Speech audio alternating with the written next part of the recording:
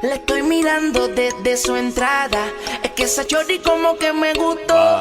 Disimulando pero cambiamos mirada. Y como si nada se me pegó. Le pregunté su nombre, lo mismo me preguntaba. Ella quería que yo fuera su hombre y yo quería que ella fuera mi dama. Soy el